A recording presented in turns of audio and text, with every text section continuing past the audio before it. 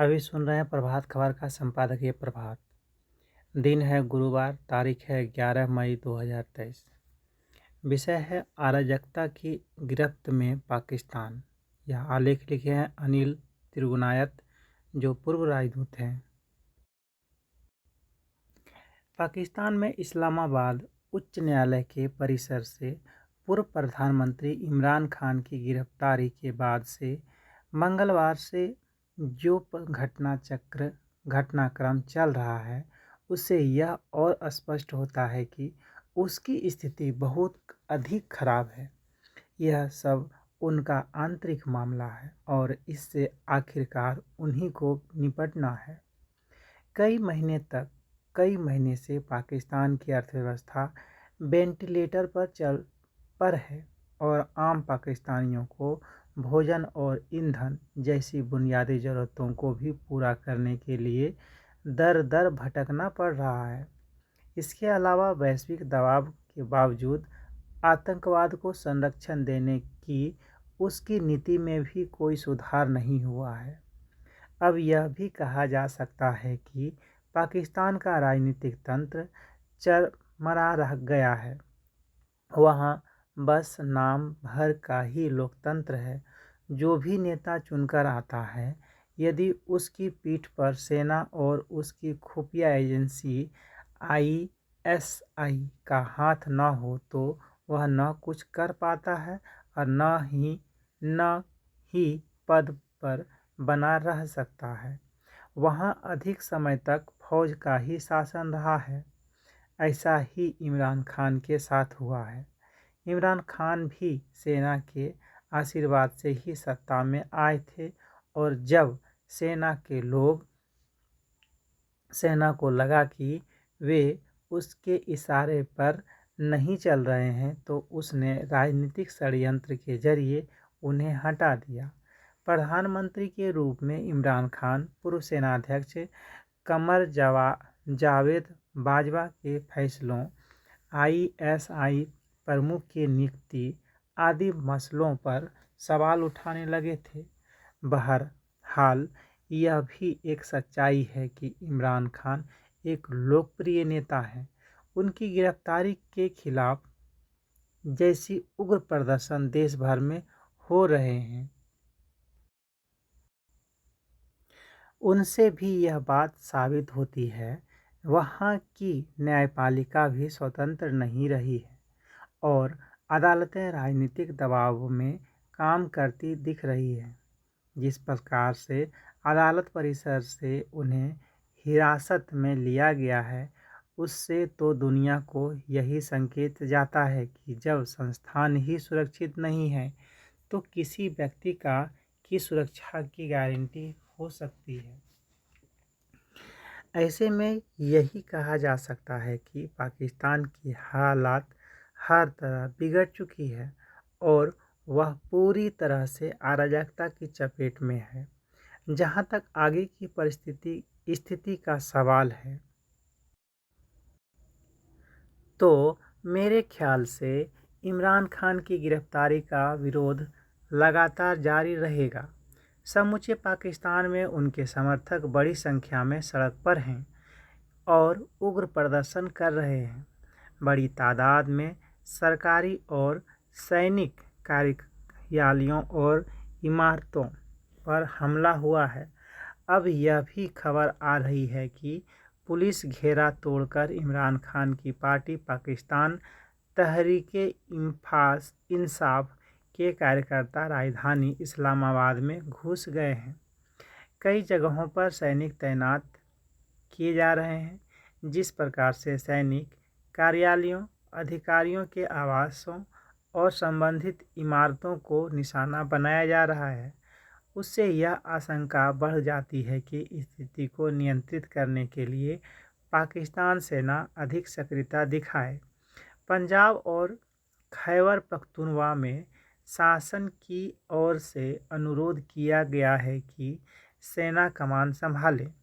यह तो साफ दिख रहा है कि शहबाज शरीफ सरकार हालात संभाल नहीं पा रही है। पीटीआई पार्टी के नेताओं समेत सैकड़ों लोगों को हिरासत में लेने के बाद भी विरोध प्रदर्शन बढ़ते जा रहे हैं।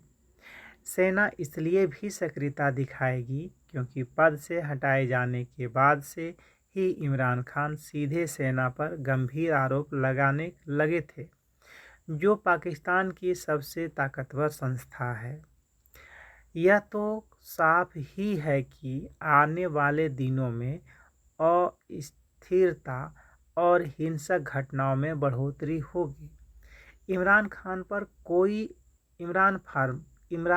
पर कई आरोप हैं और यह सबको पता था कि किसी न किसी मामले में उन्हें गिरफ्तार किया ही जाएगा। लेकिन जिस ढंग से उन्हें हिरासत में लिया गया है, उससे उन्हें यह मौका मिल गया कि वे अपने समर्थकों को सड़क पर उतारें। आगे जो कुछ भी स्थिति बनती है, वह इस बात पर निर्भर करेगी कि सेना का व्यवहार कैसा होता है।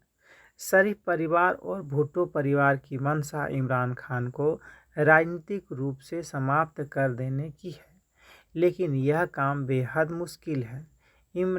इस राजनीति और प्रशासनिक संकट का सबसे बड़ा असर पहले से ही तबाह अर्थव्यवस्था पर होगा।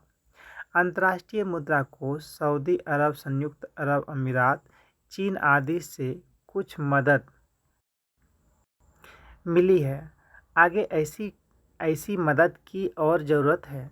अगर पाकिस्तानी सेना यह फैसला लेती है कि राजनीतिक पार्टियां शासन चलाने की स्थिति में नहीं हैं, इसलिए उन्हें अपने हाथ में सत्ता लेनी चाहिए, तो उस स्थिति में पाकिस्तान पर आर्थिक प्रतिबंध भी लग सकते हैं। संक्षेप में कहें तो आम पाकिस्तानी को किसी भी सूरत में राहत की गुंजाइश फिलहाल नहीं दिखती। इमरान खान के हटाए जाने के बाद से देश में लगातार प्रदर्शन हो रहे हैं। चुनाव को लेकर खींचतान हो रही है। न्यायपालिका की शक्ति को सीमित करने के लिए शरीफ सरकार कोशिश में लगी हुई है। इन सब का परिणाम यह है कि जनता और शासन के बीच अविश्वास बहुत बढ़ गया है। अगर आर्थिक स्थिति बिगड़ती गई और अस्थिरता का वातावरण बना रहा, तो यह अविश्वास और बढ़ेगा। जहां दूसरे देशों, खासकर अमेरिका, चीन और सऊदी अरब की बात है, तो सभी चाहेंगे कि पाकिस्तान में स्थिरता आए। क्योंकि चीन के सबसे बड़े आर्थिक हित पाकिस्तान से जुड़े हैं, तो वह किसी भी सरकार के साथ अच्छे संबंध बनाकर रखने की कोशिश करेगा। अमेरिका शासन की ओर से जो बयान आए हैं, उनसे भी यही संकेत मिलता है कि अमेरिका स्थिति के जल्दी सामान्य होने की इच्छा रखता है। यह भी उल्लेखनीय है कि दूसरे देशों के लिए पाकिस्तान के आंतरिक मामले में हस्तक्षेप कर पाना आसान नहीं है। देश के अनेक हिस्सों में पाकिस्तान तालिबान जैसे गिरोह सक्रिय हैं। विभिन्न प्रांतों में स्थानीय समूह केंद्रीय सत्ता के विरोध में खड़े हैं। अब अराजकता चरम पर पहुंच गई है। यह बार बार हुआ है जब पाकिस्तान ने आंतरिक अस्थिरता को नियंत्रित करने और लोगों का ध्यान भटकाने के लिए भारत को निशाने पर लिया है। हालांकि आज पाकिस्तान की शक्ति ऐसी नहीं है कि वह सीधे भारत से झंझट मोल ले, लेकिन सीमा पर, नियंत्रण रेखा पर या कश्मीर में कोई शरारत न हो, इसके लिए हमें सचेत रहना होना। आज पाकिस्तान में जो कुछ हो रहा है, वह सब उसकी अपनी कारगुजारियों का नतीजा है। अब यह देखना है कि वह इस ताज़ा संकट से कैसे निकलता है। अगला आलेख है एआई में रोजगार। डिजिटल तकनीक के युग में भारत की अग्रणी भूमिका रही है। आज जब आर्टिफिशियल इंटेलिजेंस यानी एआई के साथ तकनीकी क्रांति का नया अध्याय शुरू हो रहा है, तो स्वाभाविक रूप से उसमें भारत का महत्वपूर्ण योगदान रहेगा। एआई को लेकर जो आशंकाएं जताई जा रही हैं, उनमें कई तरह की पारंपरिक नौकरियों के खत्म होने की चिंता मुख्य है। यह चिंता सही भी है और हमें यह भी समझना चाहिए कि नई तकनीकों के नए तरह के रोजगार भी सृजित किया है। एआई भी इसका अपवाद नहीं होगा। रोजगार खोजने के एक प्रसिद्ध पोर्टल इंडीड के एक अध्ययन के अनुसार इस पोर्टल पर बीते 5 वर्षों में एआई से संबंधित नौकरियों की लिस्टिंग में 158% से अधिक की बढ़ोतरी हुई है।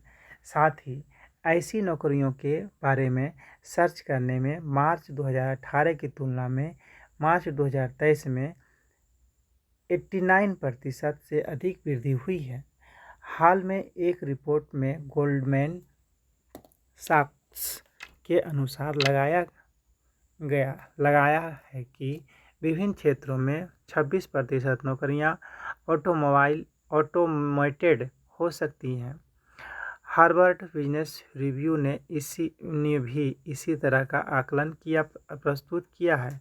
लेकिन रोजगार के भविष्य के बारे में वर्ल्ड इकोनॉमिक फोरम की रिपोर्ट में कहा है कि एआई से मशीन लर्निंग विशेषज्ञ, वैज्ञानिक, डाटा विश्लेषक और डिजिटल विशेषज्ञ जैसे अच्छे अवसर पैदा होंगे।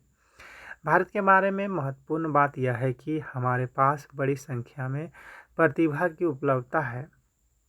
इसके आधार पर हम देश में एआई के विकास को गति देने के साथ साथ वैश्विक स्तर पर चल रहे कार्यक्रमों में भी योगदान दे सकते हैं। इंडीड के आंकड़ों से यह रेखांकित होता है कि कंप्यूटर तकनीक के जानकार बड़ी संख्या में एआई के क्षेत्र में काम करने के लिए उत्सुक हैं। इसी तरह के रुझान सिंगापुर, अमेरिका और अन्य देशों में भी देखे जा रहे हैं। इसमें कोई दो राय नहीं है कि सरकारों और डिजिटल तकनीक के क्षेत्र की कंपनियों को एआई के दुरुपयोग और उसके अनियंत्रित हो जाने जैसे खतरों को लेकर विचार विमर्श करना चाहिए तथा आवश्यक नियमन की व्यवस्था करनी चाहिए। लेकिन हमें यह भी समझना होगा कि एआई एक बड़ी क्षमता के रूप में विश्व के सामने साकार हो रही है। यह अपने विकास के पहले चरण में है। इसलिए भारत को अपनी व्यापक प्रतिभा और डिजिटल तकनीक के शानदार अनुभव का लाभ उठाते हुए आर्टिफिशियल इंटेलिजेंस के क्षेत्र में नवाचार और अनुसंधान को बढ़ावा देना चाहिए। अगला आलेख है वैश्विक बाजार में बढ़ती श्री अन्न की उपयोगिता। यह आलेख लिखे हैं ज्ञानेंद्र रावत, जो पर्यावरणविद हैं। श्री अन्न के मामले में दुनिया में भारत अपना प्रभुत्व स्थापित करने की दिशा में अग्रसर है। बीते वर्ष अप्रैल से नवंबर तक की अवधि में देश ने संयुक्त अरब अमीरात, सऊदी अरब, America, Japan, Germany, Nepal, Bangladesh, मिस्र, ईरान और ओमान को 365.85 करोड़ रुपये मूल्य का 1,04,146 टन श्री अन्न का निर्यात इस बात की साक्षी है कि संपन्न देशों को भी श्री अन्न रास आने लगा है। संयुक्त राष्ट्र के खाद्य एवं कृषि संगठन की माने तो भारत ने 2021-22 के दौरान 642.8 करोड़ रुपये और 2020-21 के दौरान 597.5 करोड़ रुपये की कीमत के श्री अन्न का निर्यात किया था। भारत दुनिया में मोटे अनाज यानी श्री अन्न के उत्पादन में शीर्ष पर है और एशिया में श्री अन्न उत्पादन में इसकी हिस्सेदारी 80% से भी ज़्यादा है। वैज्ञानिक दृष्टि से हमारे देश का मौसम मोटे अनाज की खेती के लिए सर्वथा अनुकूल है। इसका सबसे बड़ा कारण यह है कि गेहूं व धान की अपेक्षा इसके उत्पादन में कम पानी की जरूरत पड़ती है। जलवायु परिवर्तन और मिट्टी की उर्वर शक्ति के क्षीण होते जाने की स्थिति में मोटे अनाज के महत्व को नकारा नहीं जा सकता। बाजरा, कुटकी, कंगनी, जौ, लाल धान, दलहन, कुलिथी, अरहर, मसूर, मलकोनी, अलसी, तिल, मडुआ, कोटो, सांवा, कोयनी आदि की फसलों के लिए खास मेहनत नहीं करनी पड़ती। इस हेतु राज्य को प्रोत्साहित किया जा रहा है। इसके लिए बीते 5 सालों से बड़े पैमाने पर भी प्रयास किए जा रहे हैं। इस बाबत खाद्य सुरक्षा मिशन के तहत 2018 से 14 राज्यों के 214 जिलों में पोषक अनाज यानी श्री अन्न अभियान जारी है। हरियाणा, मध्य प्रदेश, उड़ीसा, छत्तीसगढ़, कर्नाटक, तमिलनाडु, असम, महाराष्ट्र और राजस्थान जैसे राज्य भी श्री अन्न का उत्पादन बढ़ाने हेतु अभियान चलाने की योजना बना रहे हैं। इस श्री अन्न वर्ष में श्री अन्न के उत्पादन और खपत में तो वृद्धि के साथ इसके निर्यात में भी बढ़ोतरी की उम्मीद है। इस वर्ष बजट में भी श्री अन्न के उत्पादन को प्रोत्साहन देना सरकार की इसको बढ़ावा देने की मंशा ही दर्शाती है। इसके शोध और संवर्धन का दायित्व Indian institute of millet research यानी कृषि विश्वविद्यालय और यस बैंक को सौंपा गया है। एपीडा ने तो इसकी खपत व कारोबार को प्रोत्साहित करने के उद्देश्य से श्री अन्न ब्रांड का निर्माण किया है। वो रेडी टू ईट और रेडी टू सर्व के अनुकूल श्री अन्न पर आधारित स्टार्टअप की शुरुआत की जा रही है ताकि ज्वार, बाजरा, रागी और दूसरे मोटे अनाजों से बिस्कुट, नूडल्स, पास्ता, कुकीज,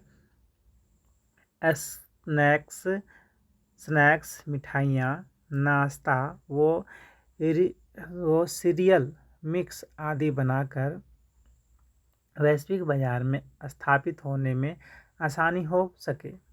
मोटे अनाज के उत्पादन किसानों और व्यापारियों के लिए यह वर्ष अंतर्राष्ट्रीय श्री अन्न वर्ष घोषित होने से अति महत्वपूर्ण है।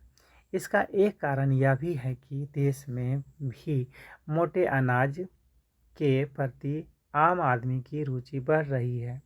दूसरे देशों के साथ हमारे देश के जनमानस में प्रधानमंत्री नरेंद्र मोदी के कथन से मोटे अनाज का महत्व बढ़ा है। जाहिर है जब मांग बढ़ी तो उसकी आपूर्ति की जिम्मेदारी भी भारत की होगी, क्योंकि मोटे अनाज के उत्पादन में हमारा देश शीर्ष पर है। भारत दुनिया का सबसे बड़ा निर्यातक भी है। श्री अन्न का इतिहास लगभग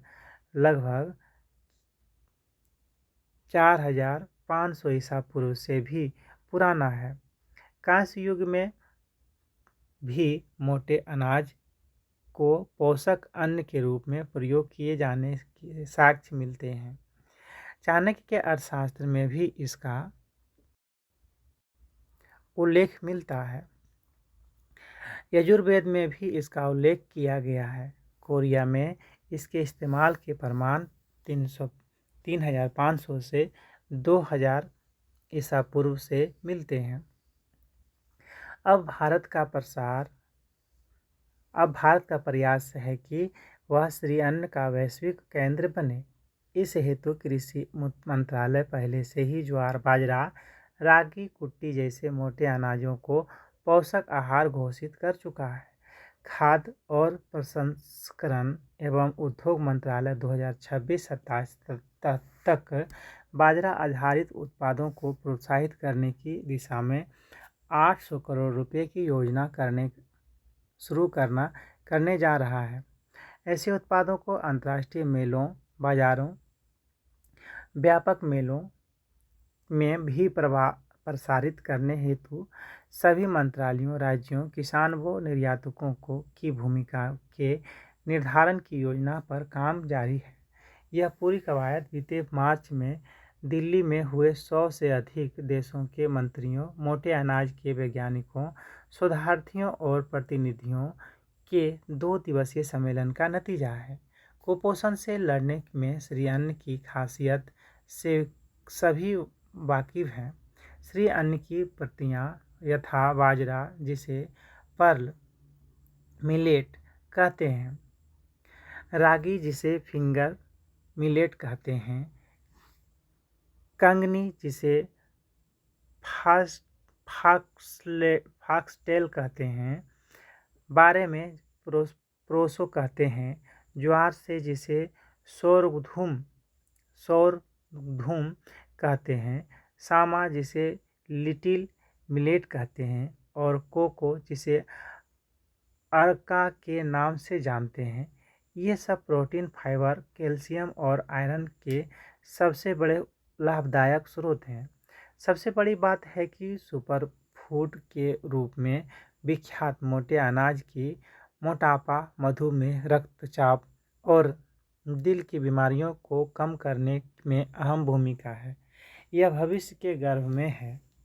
भारत श्री अन्न के मसले पर वैश्विक आकांक्षाओं पर कितना खरा उतरता है। अगला आलेख है पतली माने सुंदर। यह आलेख लिखे हैं क्षमा शर्मा, जो वरिष्ठ पत्रकार हैं। पिछले दिनों गांव से एक रिश्तेदार लड़की आई थी। पहले के मुकाबले बहुत पतली हो गई थी। पता चला कि उसने सब कुछ खाना छोड़ दिया है, क्योंकि कुछ मोटी होने के कारण उसका रिश्ता नहीं हो पा रहा था। पतला होना इन दिनों समाज में भारी मूल्य है। जो लड़की मोटी है वह हंसी उड़ाने के योग्य है। लड़कियों के मोटापे की हंसी उड़ाना आम बात है और इससे किसी को कोई परेशानी भी नहीं होती। लड़कियां तमाम तरह की मुसीबतों झेलकर, भूखी रहकर, अनिद्रा, भूख जनित रोगों का शिकार होकर भी बस पतली दिखाना चाहती है। इस तरह की सोच न केवल साधन संपन्न बल्कि साधनहीन लड़कियों में भी जा चुकी है। विवाह के बाजार में भी सिर्फ पतली लड़की की कीमत है। हर लड़के को हीरोइन की तरह फिगर वाली लड़की ही चाहिए। प्रक्रांत से लड़कियों को इस तरह की छवि में कैद करके पुरुष कामनाओं को ही जगाने की बात है। पतली लड़की माने आकर्षण लड़की। इस तरह की दौड़ में पतली और आकर्षक के जादू में सिर्फ वे ही लड़कियां नहीं हैं जो विवाह योग्य उम्र की हैं, बल्कि हर उम्र की स्त्रियां शामिल हैं। उन्हें सेलिब्रिटी भी खूब किया जाता है। पिछले दिनों ऐसी ही 2 महिलाओं के बारे में खबर पढ़ी थी। एक बचपन की उम्र में 20 वर्ष की दिखती है, जबकि उसके बेटे की उम्र 35 वर्ष है। ऐसी वह इसलिए दिख सकी कि प्रतिदिन 6 घंटे वर्कआउट करती हैं। इस खबर में जो छिपी हुई बातें हैं, उनमें सबसे महत्वपूर्ण तो यह है कि महिला के पास इतना समय है कि वह 6 घंटे वर्कआउट में बिता सकती है, यानी कि साधन संपन्न है। दिन भर की नौकरी उसे नहीं करनी पड़ती। दूसरी खबर एक 64 वर्षीय महिला के बारे में थी। उसके बारे में कहा गया कि वह अपनी उम्र से आधी दिखती हैं, शरीर पर 1 इंच भी फैट नहीं है और इस उम्र में 35 की उम्र के रिश्ते आते हैं। देखिए तो ये दोनों खबरें विदेश की हैं, पर इसमें भी विवाह के बाजार में पतली दुबली स्त्री ही चाहिए। स्त्रियों को यह अफसोस क्यों नहीं होता कि उनकी बुद्धिमत्ता, उनकी शिक्षा के मुकाबले उनके यौनाकर्षण भर को सेलिब्रिटी किया जाता है। इस तरह की बातें स्त्रियों के पाँव में बेड़ी की तरह हैं। स्त्री चाहे जितनी पढ़ी लिखी हो, सामर्थ्यवान हो, पर अगर वह मोटी है तो जीने के योग्य नहीं है। सदियों से स्त्रियां सुंदरता की लाठी से पीटी जा रही हैं। आज जब दुनिया में स्त्रीवाद को बोलबाला है, तब भी उनके लिए मानकों में कोई सुधार नहीं हुआ है, बल्कि मीडिया पेज 3 पर छाई रहने वाली सेलिब्रिटी फिल्मों, टीवी कार्यक्रमों ने इस सोच को बढ़ाया है कि पतली माने सुंदर, आकर्षक पुरुष की भावनाओं के केंद्र में। अगला आलेख है स्वास्थ्य समस्याओं के समाधान की जरूरत। विश्व स्वास्थ्य संगठन ने हाल में ही घोषणा की कि नए कोरोना वायरस का प्रकोप अब वैश्विक स्वास्थ्य आपातकाल नहीं रहा है। इसमें कोई संदेह नहीं है कि वायरस के छिटपुट मामले आते रहेंगे, जो अस्पतालों और बुजुर्गों के लिए खतरा भी उत्पन्न करेंगे। क्योंकि इस घोषणा के बाद इस तरह के प्रकोप से संबंधित स्थिति को तुरंत समझना मुश्किल हो जाएगा, इसलिए आत्मसंतोष के लिए कोई जगह नहीं होगी। चीन में प्रकोप के साथ महामारी की शुरुआत हुई थी, पर इस वायरस की उत्पत्ति अभी तक अज्ञात है। यह अनुमान लगाना असंभव है कि कब और कहां नई अज्ञात संक्रमण बीमारी उभर जाए। दुनिया के कई हिस्सों से बर्ड फ्लू वायरस द्वारा स्तनधारियों के संक्रमित होने की खबर आई है। स्वास्थ्य विशेषज्ञों ने भी नोवेल इन्फ्लुएंजा वायरस के संभावित प्रकोप को लेकर चेतावनी दी है। ऐसे में राष्ट्र को अगले स्वास्थ्य संकट के लिए बेहतर तरीके से तैयार करने के लिए सरकार द्वारा उन समस्याओं के समाधान की आवश्यकता है जो महामारी से जूझने के दौरान सामने आई थी। यद्यपि जापान में कोविड-19 के गंभीर और घातक मामले का अनुपात अमेरिका या यूरोप के मुकाबले काफ़ी कम रहा है। संक्रमण की प्रत्येक लहर ने समस्या पैदा की जिसमें स्वास्थ्य प्रणाली प्रभावित हुई है। हालांकि यहाँ के प्रांत महामारी के दौरान उपलब्ध सीमित स्वास्थ्य देखभाल संसाधनों का सर्वोत्तम उपयोग करने और संकट के लिए प्रभावी कदम सुनिश्चित करने के लिए योजनाओं को विकसित करने की दिशा में काम कर रहे हैं। पर अस्पतालों और क्लिनिकों के बीच सहयोग के महत्व पर जोर देना ही केवल आवश्यक नहीं है, सार्वजनिक स्वास्थ्य केंद्रों द्वारा व्यापक तौर पर वहन किए जाने वाले बोझ को बांटने के लिए भी एक प्रणाली बनाने की ज़रूरत है, ताकि इन सभी स्वास्थ्य केंद्रों में श्रम शक्ति की कमी से बचा जा सके। जंगल की कटाई पर रोक जरूरी। विकास के नाम पर जंगल की अंधाधुंध कटाई की जा रही है। इस तरह नियमों की अनदेखी कर खनन का काम चल रहा है। इसके कारण जंगल का विनाश हो रहा है। इससे पेड़ पौधों पर रहने वाले जीव जंतुओं का आशियाना उजड़ रहा है। जंगल में अतिक्रमण बढ़ने से वन्य प्राणी इसी इलाके में घुस जाते हैं। नदियों में गंदगी बढ़ने से जल स्तर में अचानक वृद्धि हो जाती है, जो बाढ़ के रूप में विनाश करती है। मनुष्य अपनी ज़रूरतों को पूरा करने के लिए प्रकृति का दोहन कर रहा है। इसका खामियाजा लोगों को भुगतना पड़ेगा। अगला आलेख है सतर्कता से कम होंगे सड़क हादसे। मई महीने की शुरुआत से ही सड़क हादसों की संख्या बढ़ गई है। इस दौरान कुल 50 से अधिक लोगों की मौत हो चुकी है। पिछले मंगलवार को वैशाली जिले में कई सड़क हादसे हुए। इसका मुख्य कारण ओवरटेक व यातायात नियमों का पालन नहीं करना है। इसलिए लोगों को वाहन चलाते समय सावधानी व सतर्कता बरतनी चाहिए। खासकर रात में ड्राइविंग करते समय चौकन्ना रहें और नियम के अनुसार ही चलें। लगन के दिनों में ड्राइवर बिना सोए वाहन चलाते रहते हैं। हादसे से बचने के लिए वाहन चालकों को पूरी नींद लेनी चाहिए। अगला आलेख है, ध्यान एक औषधि है। अगर आपके मन में किसी प्रकार का डर या घबराहट है तो इसका सटीक समाधान ध्यान है। यह किसी भी दवा से बेहतर है। ध्यान के जरिए आप अपने मस्तिष्क को पूरी तरह शांत और स्थिर कर सकते हैं। यह आपके दिल को आनंद से भर कर आपकी आत्मा को शांति प्रदान करता है। ध्यान से आपको ऐसी संतुष्टि प्राप्त होती है जिसका कोई अंत नहीं। इससे आप दिन भर खुद को तरोताज़ा महसूस करते हैं। आपका जीवन एक नई ऊर्जा से भर जाता है। ध्यान बहुत ही सरल विधा है, लेकिन इसका लाभ तभी आपको प्राप्त होता है जब आप नियमित तौर पर इसके साथ जुड़े रहें।